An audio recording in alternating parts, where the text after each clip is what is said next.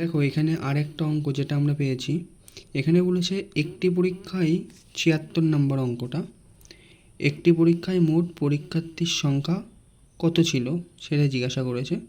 বলেছে যদি 31% অকৃতকার্য হয়, মানে ফেল করেছে, এবং যারা পাস করেছে তাদের সংখ্যা অকৃতকার্য পরীক্ষার্থীর চেয়ে 247 জন বেশি হয়।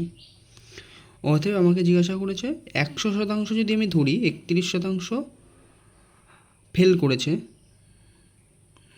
এবং বাদবাকি পাস করেছে, তাদের মধ্যে পরীক্ষার্থীর 247 জন বেশি। দেখো এখানে আমরা করতে গেলে, যেহেতু 100% পরীক্ষা দিয়েছে, তার মধ্যে 31% ফেল, তাহলে আমার থাকে 69% পাস করেছে। কিন্তু এখানে বলেছে যারা ফেল করেছে তাদের থেকে 247 জন পরীক্ষার্থী পাস করা পরীক্ষার্থী বেশি।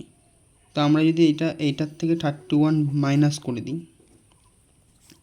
তো আমরা 69 থেকে যদি 31 মাইনাস করে দিই, সেটা হলো আমার 247 জন বেশি। দেখো এখানে যদি আমি 69 31 করি, 8 38, অতএব 38 মানেই তো আমাদের কাছে 247। তাহলে 38 মানে 247 হলে 100% মানে কত, সেটা আমাদের বের করতে হবে। তো দেখো আমরা যদি এটা 2 দিয়ে কাটি 50, 2 দিয়ে কাটলে 19, 19 দিয়ে এটাকে কাটলে তোমার 13, অতএব 13 আর 50, 13 × 50, এটা গুণ করলে হয় 650। এটা অ্যান্সার।